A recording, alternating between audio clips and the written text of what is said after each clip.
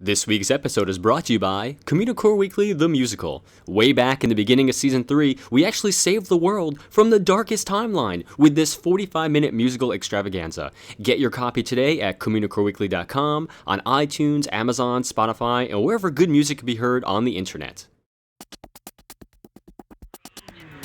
Communicore Weekly, come on and get geeky with Bob around boats and five-legged goats. Communicore Weekly, you might get some freaking. You waited all week, I'm sure you already know this. Greatest online show.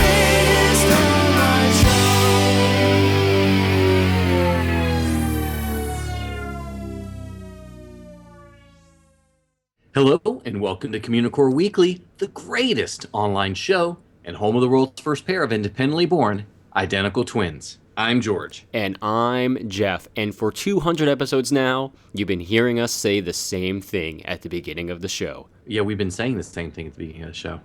That's how we begin shows. Well, yeah, I mean, it's the beginning, right? Maybe we should switch it it wasn't up. always. I mean, we didn't start telling people that we were twins until we found out. we found out Until with we that went on great Maury. theme song Andy wrote for us. That's true. Is basically what it was. So for most of the 200, yeah, they've been hearing the same thing. Are we going to change it for 201? I don't know, maybe. Maybe we'll change it for Season 5. It'll be a secret. We'll wait. That'll be our big Season 5 surprise. We changed the intro! Ooh! And you hear the sounds of iPods turning off all over the internet. Click. But seriously, thank you for listening. I really feel like we just did 150, and it really wasn't that long ago, I guess. But thank you guys, really, for listening to us for all this time. Old listeners, new listeners. I don't mean like age-wise. I just mean from the beginning. But new listeners also. And George is an old listener, so I guess that counts too. But just thank you. We appreciate you guys and listening to us every week, week in, week out, regardless of our shenanigans. I prefer the word mature, but I don't think I can. Is that fill how it's those actually shoes. pronounced? Mature. Or is it mature? I'm a mature listener. You say tomato, I say tomato. Okay, that'll work. Fair enough. So, should we actually start this show so people will actually listen and not turn it off? Might as well. Okay. It's time for Disney History.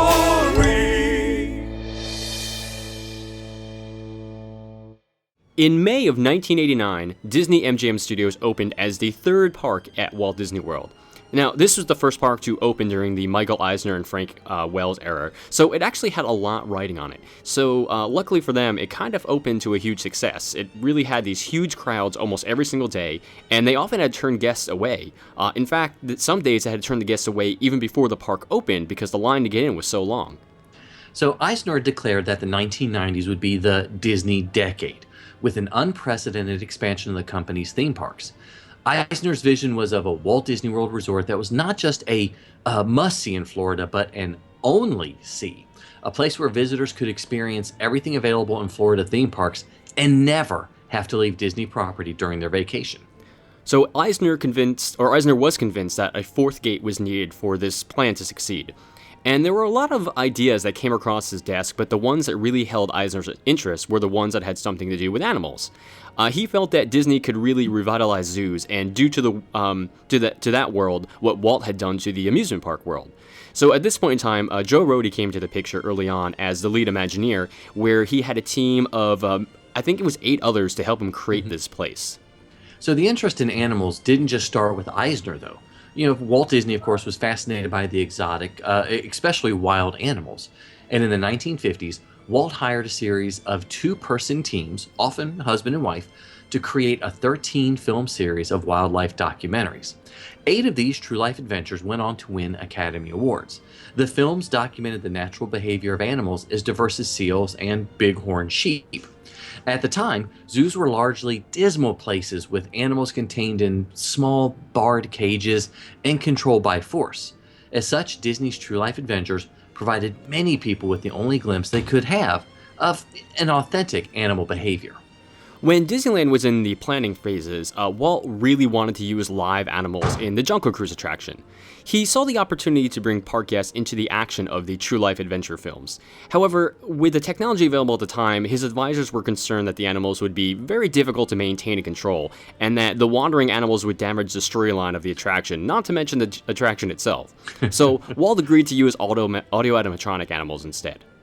Okay, so Walt's love for animals was never really forgotten by the Walt Disney Company. And by the 1990s, zoo technology had come a long way. No longer a virtual prison for the animals they housed, modern zoos provided large, naturalistic habitats with an emphasis on the animal's safety, health, and comfort. Natural barriers were now used to replace or augment railings and bars, allowing guests to feel as if they are actually in the wild with the animal. Recognizing that Imagineering knew little about the care and keeping up of animals, Joe Rohde sought out the well-respected Bill Conway, who was the executive director of the Bronx Zoo. And though he helped a lot in the beginning, he ultimately had to go on his own way because he had a lot of other projects that were taking up his time. However, Conway suggested many other experts to help with the park and kind of created an advisory board of these animal experts. So, and help they obviously did.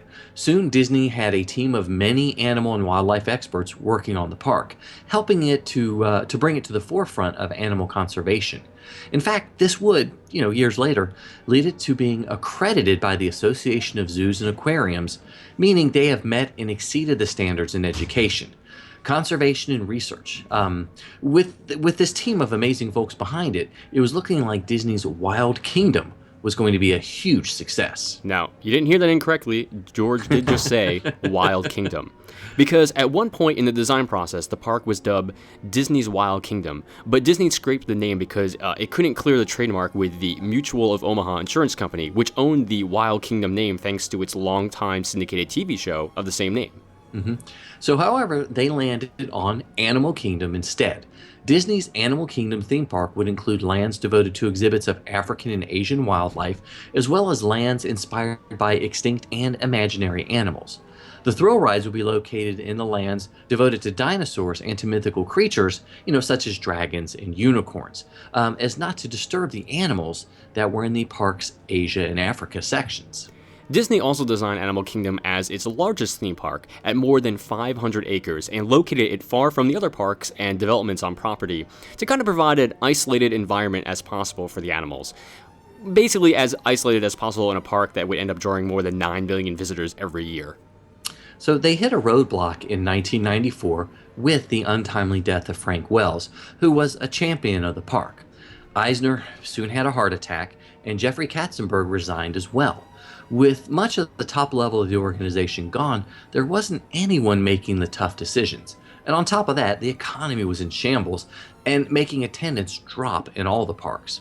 However, Eisner wouldn't give up. He felt that standing still wasn't an option, and you had to take risks in order to grow, and so they moved ahead. That's not to say that there wasn't other setbacks further down the line. Even with the many millions of dollars that Disney budgeted for the Disney Decade projects, the company didn't have an unlimited supply of cash to spend. Even now they don't have that, as much as we'd like to think that. As construction on the park approached, Disney killed its plans for the Beastly Kingdom land in the park, which would have included a dragon-themed roller coaster, a unicorn-themed walkthrough attraction, and an enchanted Scottish restaurant. Okay. So yeah, Disney opted... There's a joke there you're going for. Yeah, I don't know what it was. Going for us like, nah, never mind. But so Disney then opted for what became Dino Land USA over the Beastly Kingdom because it had the animated movie Dinosaur, which debuted in 2000, in production, and because it made a multi-million-dollar investment with the then partner McDonald's restaurants to buy the world's best preserved dinosaur skeleton. I'm trying to mix words here. That was, was named Sue, but it was a Tyrannosaurus Rex skeleton. And a reproduction of Sue now stands in the park, while the original went to Chicago's Field Museum. That and the Beastly Kingdom was going to be much, much more pricey, so it was postponed for later. Wink, wink. Yeah. So Disney's Animal Kingdom opened on April 22nd, 1998 to great reviews. Mostly. The crowds were so large that they were forced to close the gates to further guests by 9 a.m. Disney advertised the park using the fictional word not a zoo, which obviously sounds like not a zoo. Because the word emphasized the park was much more than animal displays found at a typical city zoo. However, despite the advertising, Animal Kingdom really struggled immensely in its first year of operation with the normal Disney guests. Yeah, guests got lost on the twisting, winding pathways, and the searing Florida heat was a real problem, with guests developing heat exhaustion on a far too frequent basis. And as predicted, guests were angry at the lack of attractions, feeling that their money had been wasted. And the park was unable to offer a nighttime fireworks show, as standard in other Disney parks, due to the stress that loud noises and lights would put on the animals. That's why they don't play Communicore Weekly After Dark at the Animal Kingdom That's true. park. Yeah, It's probably not appropriate for the small animal ears either. not at all. Consequently, guests refused to stay past 4 p.m. when the animals wound down for the day. Animal Kingdom did siphon away a significant number of guests from the other parks without recouping those numbers by being its own major draw. This is a common problem in the first year of a new park's operation, and if left alone, the numbers eventually work themselves out.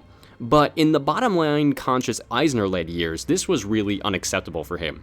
That money that was going to go earmarked for the Beastly Kingdom project the following year, it instead was distributed to the other parks for new attractions to kind of bolster their attendance, and Beastly Kingdom was indefinitely postponed.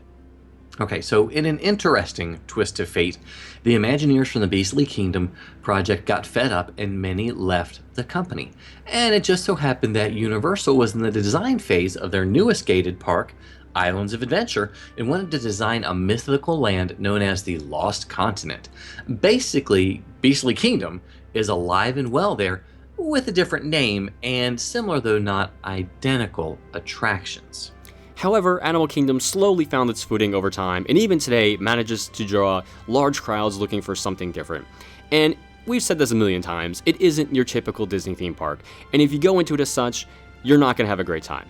You gotta enjoy the park, you gotta explore, you have to take your time, look at every detail. It really is a full day park, I don't care what you say. And at its dedication from Eisner, he said, "I think it explains the park the way Walt would have said it, short and concise. Welcome to a kingdom of animals, real, ancient, and imagined. A kingdom ruled by lions, dinosaurs, and dragons. A kingdom of balance, harmony, and survival. A kingdom we enter to share in the wonder, gaze at the beauty, and thrill at the drama, and learn. And that is a full-day park."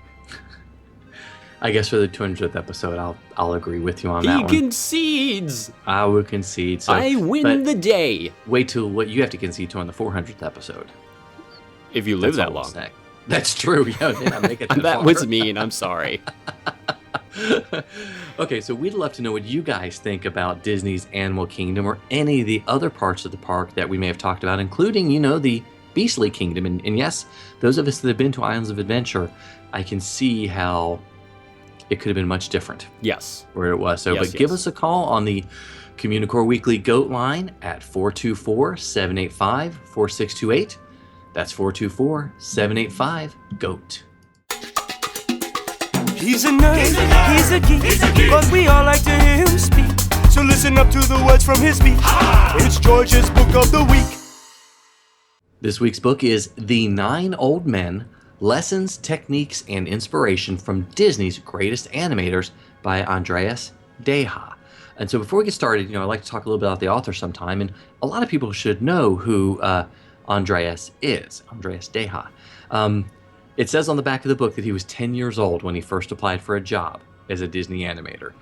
Don't think he got the job, but he actually got hired when he was 20 because the studio wrote him back and said they had no openings yet. So he started working at age 20 at the studios, and he worked on The Great Mouse Detective, Oliver and Company, Who Framed Roger Rabbit. He animated Gaston, Jafar, Scar, King Triton. He's worked on Mickey Mouse, Hercules, tons of people. He's been named a Disney legend, and he won the Winsor McKay Award for the astounding contribution to the art of animation. So this guy obviously knows animation, is a perfect person for this book. So I've reviewed, at Imaginerity, not on the show yet, another book called Walt Disney's 9 Old Men in the Art of Animation by John Canemaker, which sort of covers the same subject, but it's more of just a biographical look at the 9 Old Men. And for those of you who don't know who the 9 Old Men are, they were the artists that sort of came out of the 1930s and sort of like with Snow White and became the most influential animators pretty much of all time and sort of ruled the studio. You know, Mark Davis is one, Frank and Ollie, you've heard that name, Ward Kimball. And so K-Maker's book really talks about, you know, where they were born, where they studied, and things like that. Andreas's book is a little bit different, and it's pretty great in the way it is. So he does offer some minor biographical information about the artist, but quickly jumps into looking at the animation that they did throughout their career. Each one of the 9 animators is giving a full chapter, and basically the chapters follow the same path. You know, how did they come to the studio? How did they start in animation, whether they were an in-betweener or they worked as a junior animator? And then you get a very detailed look at their major contributions to animation. And what makes Deha's book so fascinating is that he's one of the few people in the world that can look at drawings made by the 9 old men, and he can get into their heads, and he can think about what they might have been thinking about. Deha picks apart their greatest scenes and characters while offering insight into the design of the character and the animation itself. You know, I've read plenty over the years about the 9 old men and what their strengths were at the studios. And in this book, Deha really goes in deep to show how Walt Disney, pushed them to help them find their true calling, so to speak. And Deha also discusses what the animators loved doing and which assignments were particularly difficult for them. And it's neat to see how we've all heard of certain strengths that some of the animators may have had.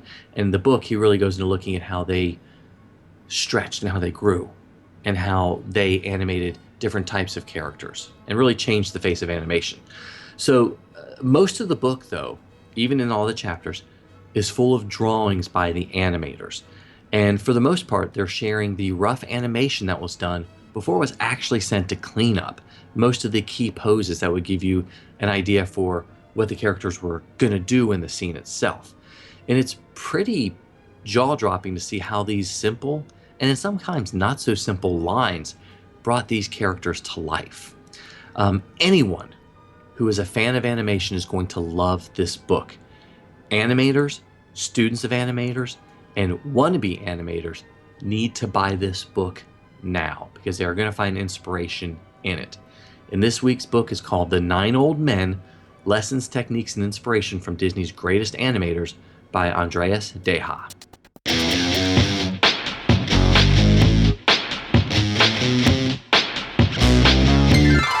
So we've been asking you guys to give us a call on the Communicore Weekly Goat Line and leave us a message for the 200th episode. And here we are with messages for the 200th episode. That wasn't really as dramatic as I really wanted it to be. And everyone knows you won't do anything to it in post-production either. No, I will not. I won't air the fanfare or anything. It'll just be like, wah, wah, wah, wah. Well, yes, we did get a lot of phone calls, which was awesome, and we're going to respond to a few of them, and some of them are just telling us how wonderful we are, and no response is needed. Fair point. You know? That's Fair right. point. That's right. So but this first one we're going to listen to is from our friend Russell Flores, and I think he's got a little special thing for you at the end. Let's hear it. Hi, Jeff and George. This is Russ Flores, calling to congratulate Communicore Weekly on its 200th episode. Great job, and I love the show. But I still can't believe you guys would think that I would fake calling from a bathroom by talking into a tin can. I'm actually calling you from my favorite bathroom. My favorite bathroom used to be the quote-unquote secret bathroom that was located over there where Princess Fantasy Fair is now located. So what's my current favorite bathroom? Well, of course, it's the bathroom located at the Tiki Room, which is just to the left of the main entrance to the Tiki Room. Congratulations again on 200 episodes, and can't wait for the next 200.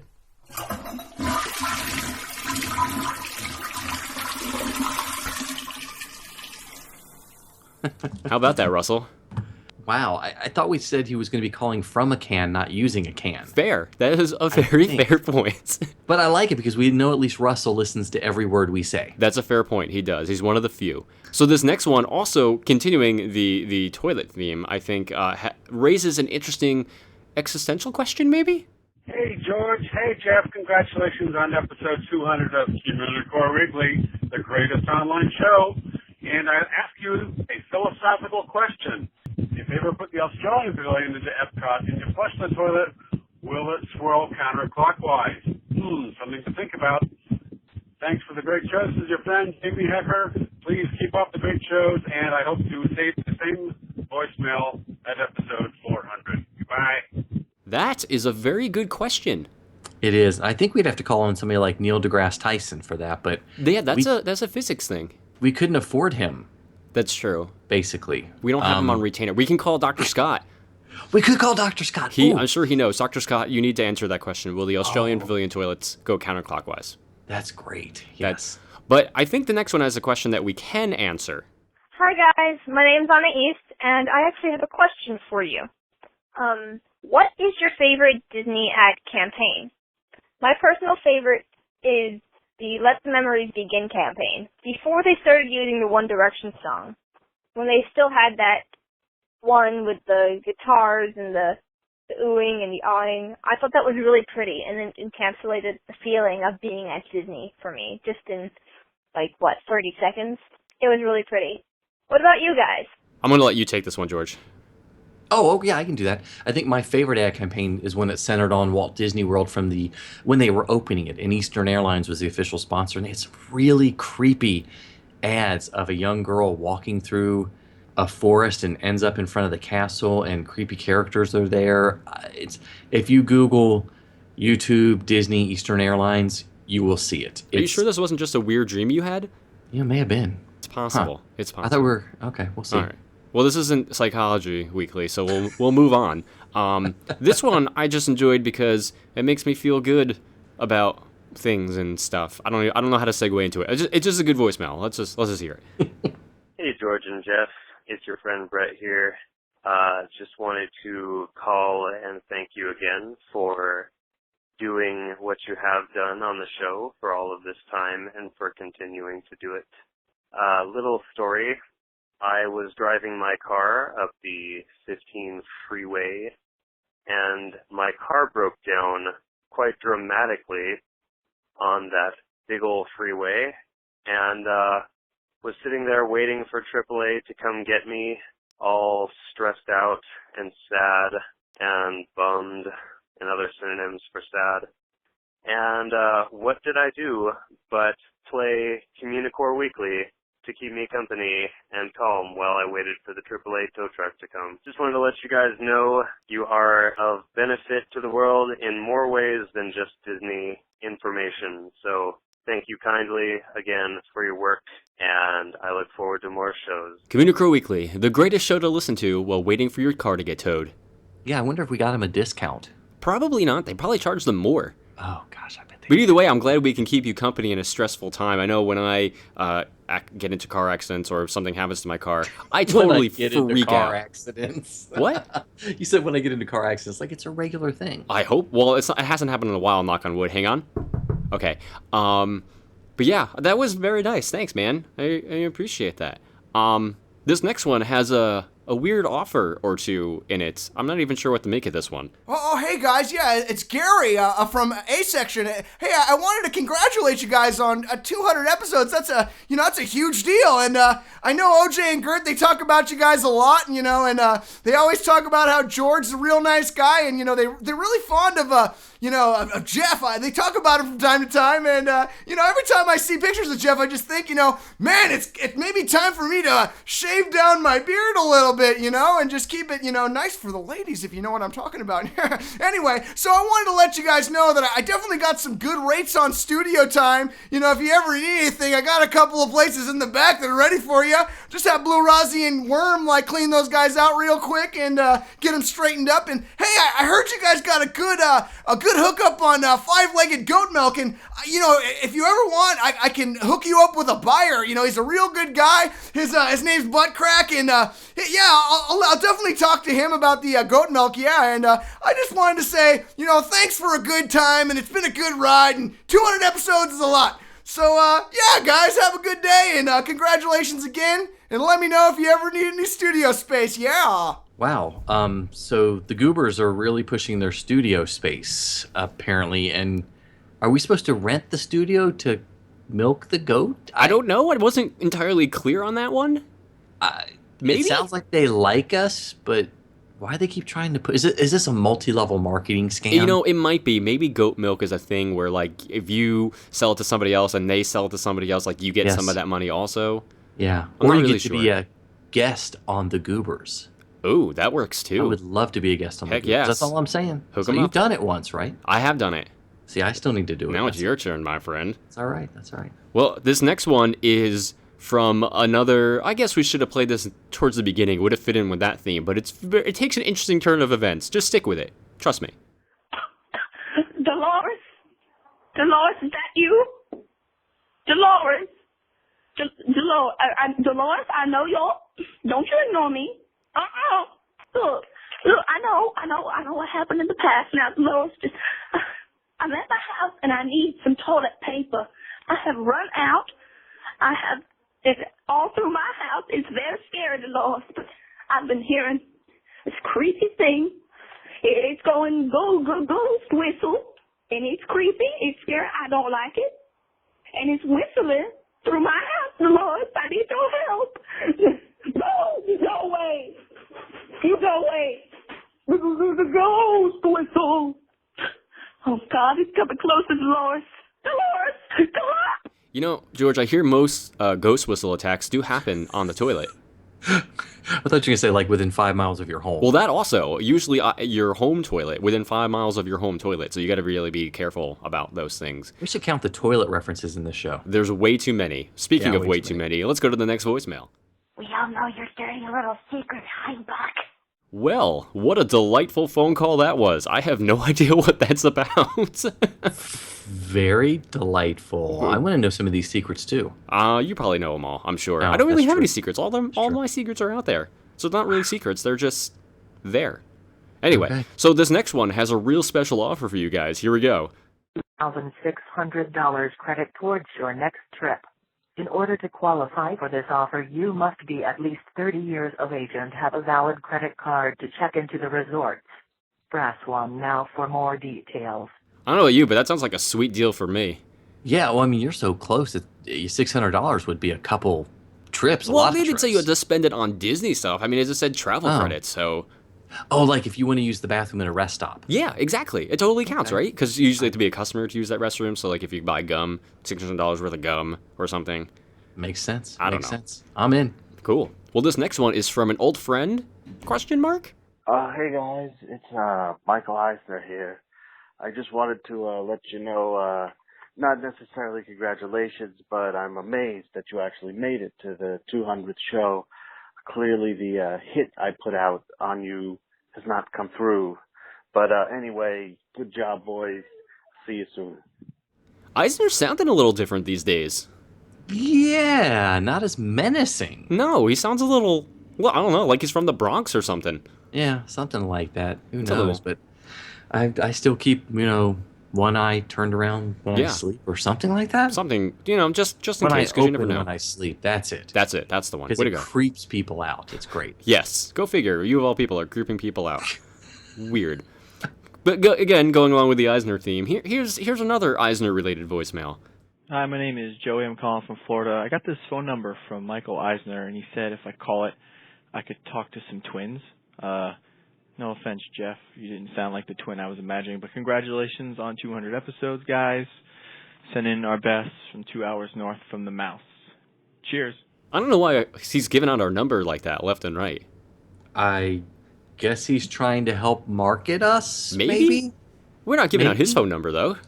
Well, I mean, we can for enough money, Well, right? yeah, but, we're not going to... Anyway, before we get in trouble, we got another wrong number again, maybe? It might be the guy from the first time around from 150, and if it is, I don't know. Here, let's listen to this one.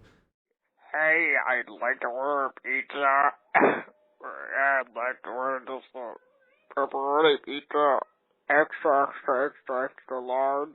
Wait a minute, is that Communicore Weekly? Isn't that the website Eisner?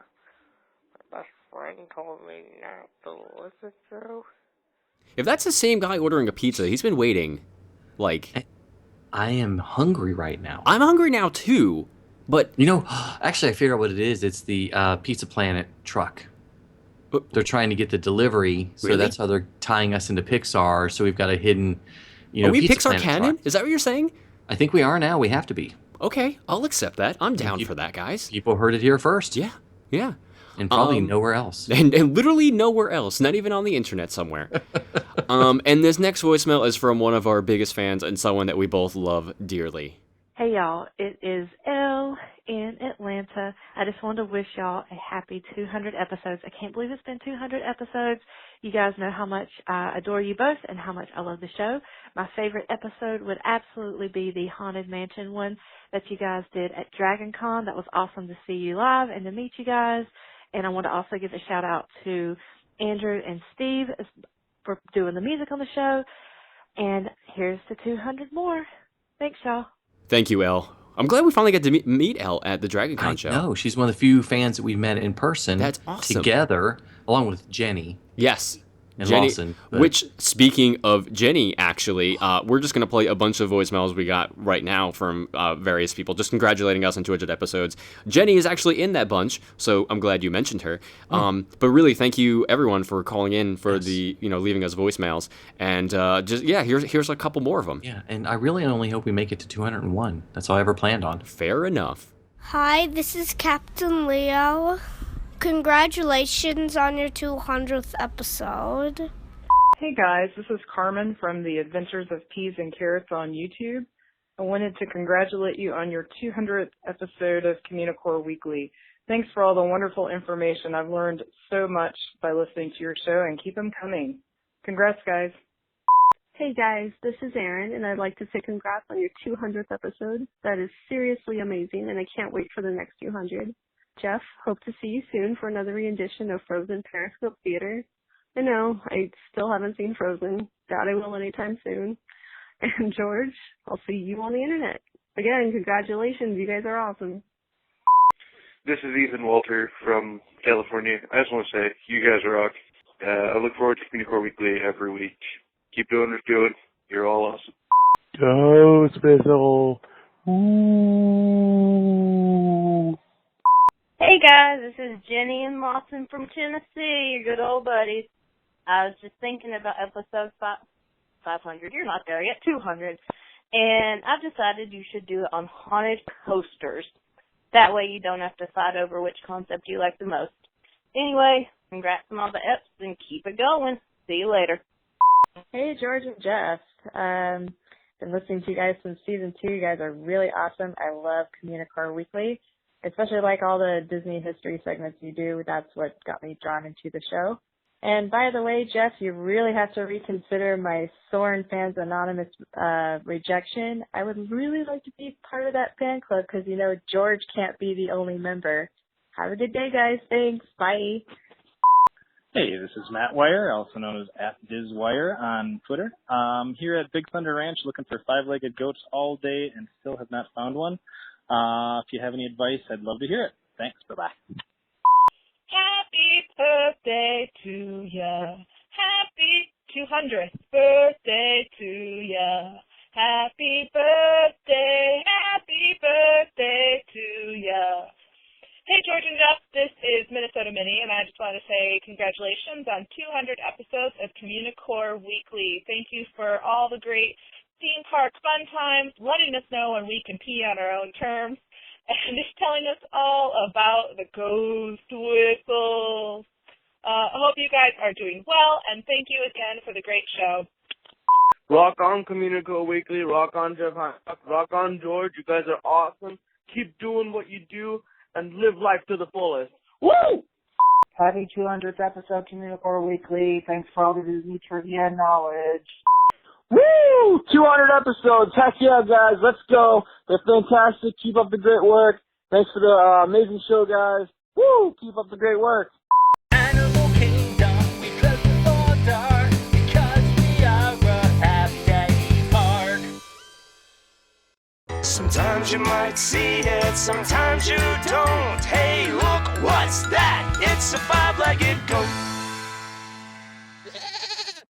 In Cali River Rapids at Disney's Animal Kingdom, everyone's favorite full-day park, you'll find a lot of murals in the queue. And in the very last room of the queue, there is a gorgeous mural of the ride itself, which was actually painted by someone in Nepal. And the artist of this mural was a big fan of Michael Jackson, the King of Pop. Now, you're probably asking, how do we know that some artist all the way in Nepal is a big fan of Michael Jackson, the King of Pop?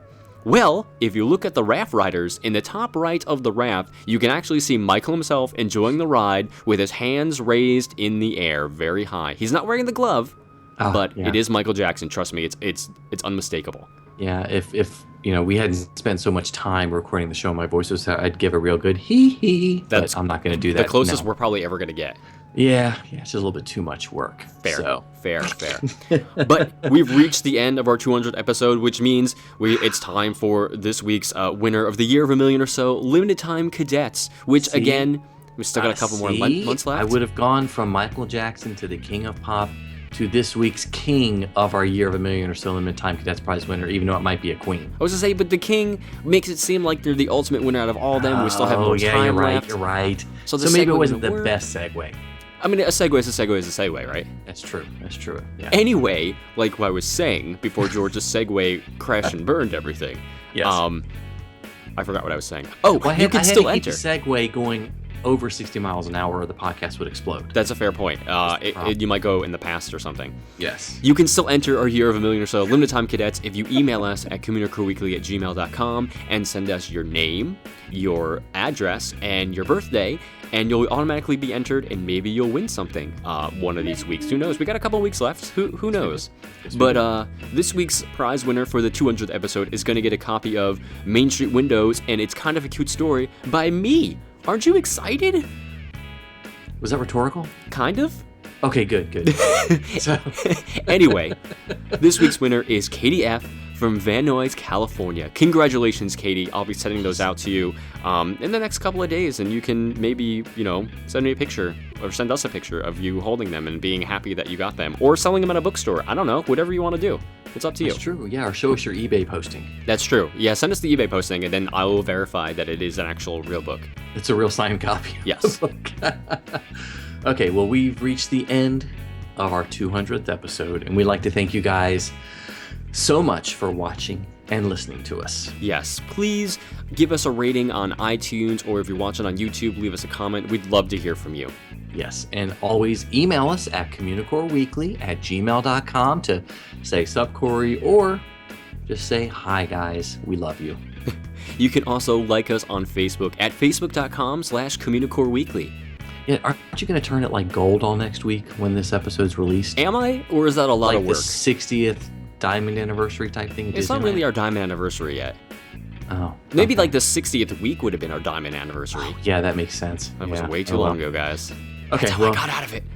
You can you can always follow us on Twitter and Instagram. I'm at Imaginerding. He's at Jeff Heimbuck. And of course, just because it's the 200th episode doesn't mean you can't still call us on the Communicore Weekly Goat line at 424-785-4628, because, I mean, we're going to have other milestone anniversaries to celebrate, like 217 and 304, like any of those. We can play voicemails at any time. Definitely, and you can order the Communicore Weekly special pizza. Yes, as well. Exactly. And speaking of ordering things, visit the Communistore on our website at communicoreweekly.com and pick out some of these incredible t-shirts that we've got. We've got some amazing ones. And you can still send me a self-addressed stamped envelope for your official cadet membership card and some stickers by sending it to Communicore Weekly, P.O. Box 432, Orange, California 92856. And you can always support us on Patreon by visiting patreon.com/CommunicoreWeekly to find out how you can support the greatest online show. So for Jeff Heimbuck, I'm George Taylor. And for George Taylor, I'm Jeff Heimbuck. Thanks so much for listening to our 200th episode, guys and gals. We'll see you next time on Communicore Weekly, the greatest online show.